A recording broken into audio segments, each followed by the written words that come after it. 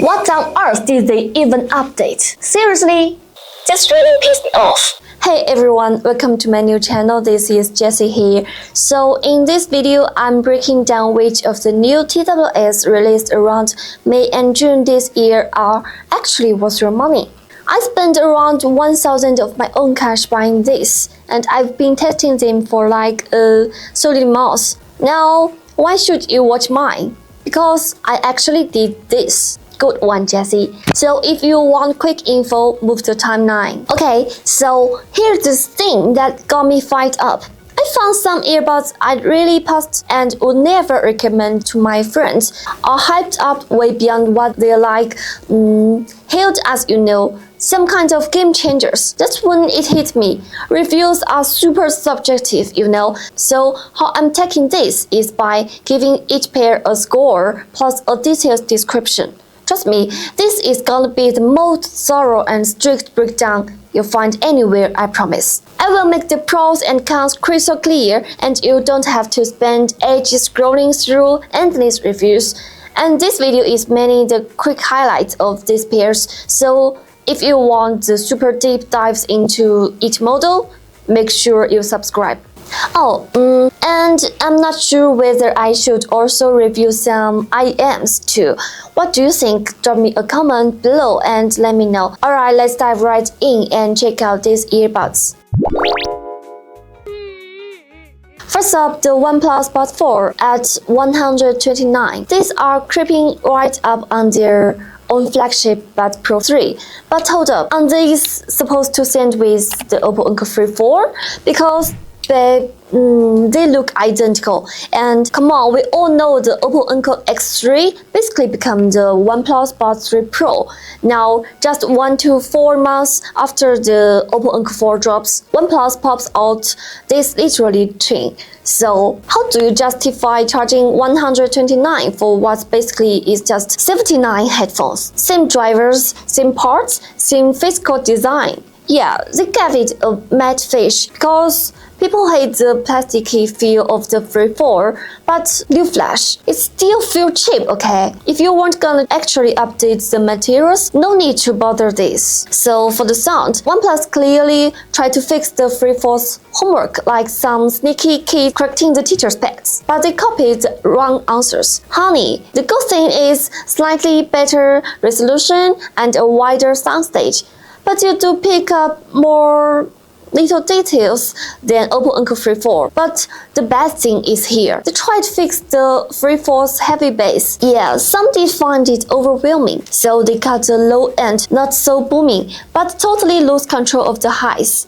The result is piercing treble and painful sibilance. I'm talking every sound like sound stabbing your ears. So that vocal sounds aggressive, like someone's gritting their teeth. Once you're listening to rap, you're even arguing with the rapper. Yeah, the Buds 4 are comfy for wearing like 6 hours, but that stimulating sound will just stop you from that. Is this some new hearing conservation strategy from OnePlus? The fair price for me sits maybe at $80 max for that.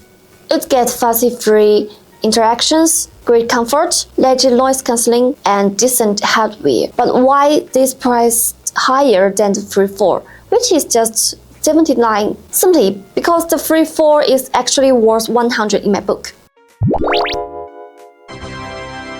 Now dropping around the same time, we get its literally sister from another mistress, the RealMe Air7Pro, priced at $190. A funny story here. RealMe saw an opening and jumped on it. Do you remember OnePlus' cool, unique square charging case? Yeah, when they dropped it, so RealMe swooped in, picked it up, and turned it into this sleek, luxe, stunning queen. Totally heartbreaker. Universally flattering whether you're Team Muscle or Team Film. Sound-wise, it's way more satisfying.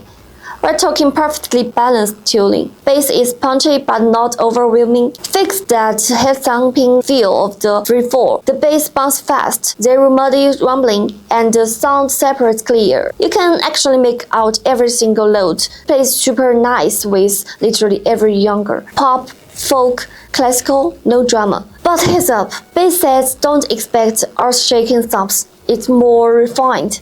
as I see, perfect for vocals and acoustic tracks. The fair price for me is 100 flat. Look at 3 of these buds. OnePlus, Oppo, RealMe are basically triplet under the hood. Its noise cancelling here is solid, but it doesn't match the others. Neither quite screaming 190. Next, so 2 new 70 range buds. The SoundPeats Air5Pro at 79.99 and Edifier Lolli Pro5 at 71.99. SoundPeats. You're totally make the Edifier like Peats this time. The Air5Pro's upgrades are mostly about the look and battery life, but it's so weird that the redesign made it the same face as the Baseus M3s, another set of the twins. Yeah, they swapped the 13mm drivers for a 10mm one, but the tuning is actually solid. With the default mode, highs are bright and kind of forward. Details is pretty good for this price. No mushiness. Mid and high sounds rich, so instrument comes through clean, but vocals feel thin and airy, like someone sing with a stuffy nose. And the bass, kick drums like punch. It's all flat with no layers and zero low-end atmosphere. But you always get the antidote within 10 steps away from the poison. Switch to the bass boost mode and the sound gets fuller and way more solid. Bass gains real weight. Vocals turn warms and close. Highs dial back just enough to balance things out. One thing to notice: if you download the app, get Peats Audio, not SoundPeats, and 80 price is fine, but 65 is the sweet spot, same tier as the Earphone Air Pro 4. Okay, next, in the crazy competitive May market, what's the point of Edifier dropping this Lolli Pro5? And seriously, charging 17 for this? Let's break it down. Fit shoves into your ear canal like an airlock. Sound, a muddy, muffled mess. Battery life, straight up weak. Noise cancelling, basically non-existent. It's somehow worse than their own Lolli Pro 3. What is it just even update? I'm struggling to call this worth $30. Now, for contrast, let's see what $30 actually buys you. The Baseus M3s. Yep, the Air5Pro's twin. The case actually feels sturdier than the Air5 Pros, but other than this, no more premium experience. First, app warning, take them out before opening the app the first time. Otherwise, deafening scratching feedback, like the whole world booms.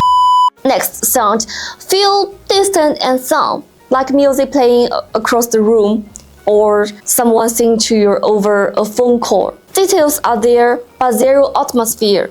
The vocals stay away from you, definitely can't be said as a good sound. Bass boost does help a little, so if you can get it at $30, honestly, not a bad deal. But why does Baseus have the noise cancelling so much? Claims sound insane. But when I switch it on, voice still clear, keyboards clicking away, air conditioner is just still humming, subway is barely touched. The only difference from transparency mode is that it got some background keys. Wait, no, even $30 feels like too much. Fine, it does last 50 plus hours total. For basic daily use, it will do. The over-ear headphones I mainly focused on the Sony WH-1000 XM6 and OneOdio Focus A6 series. Everyone has seen XM6 ads by now, right? Like it a lot. Starting with the XM6, I do love the vegan leathers, super plush and premium feel, but that's kind of where the compliment ends. The extra blocky section on the headband looks awkward, not flattering, and for the wearing prints, honestly, it's not as smooth as the XM5. The rollers is too loose. It rolls here and there, and you actually have to force the ear cups apart to put them on. And for some glasses wears, I have to say, walk away. They seriously mess with both the noise cancelling and the sound quality. we can't buy something not suitable for us. And besides that, I'm a small head person, I'm pretty sure. And after just 1 hour, my cheekbones start aching, plus the ear cups press my ear slightly, also causing some soreness. Its noise cancellation does block highs well. Air conditioner plans, subway rumble, keyboard clicks pretty effectively, but still barely touches human voice. Like turning AC on and off makes maybe 3 out of 10 difference for chatters. And back noise is still existence. For sound quality, Sony doubled down on the bass. I'm a kind of bass lover and I had to adjust it down with EQ.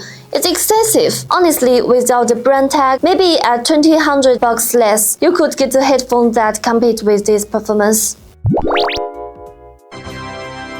Actually, the OneOdio Focus A6 comfort almost makes me forgive its useless noise cancellation. Let's be real, it barely blocks anything except the rumbles. Sound quality just fine. Vocals sound thin and distant, like someone's talking to you from across the room. You want them closer, but there's no way to fix that. Details get moody too. With J-pop or K-pop, instruments just blend together. Bass has no punch. They did upgrade the app EQ though, which basically tells you that they gave up on tuning it well themselves. Want better sound? Do it yourself. But credit where it's due. $60 is a fair price for what you get. No scams here. Because of a time limit, I haven't got the Earphone Tune Pro. Make sure you're subbed and you don't miss that view. And I've got my hands on Tanchijin Vision, Safeguard Tree, UTG, Genova Come 2, Shining Sono S, the 2 bright summer color version of Titan S2. Still waiting for 2 other I'd ordered, so I might do a wide roundup later if you're interested yet. Yeah, my ratings are so harsh among all the other reviews because every new release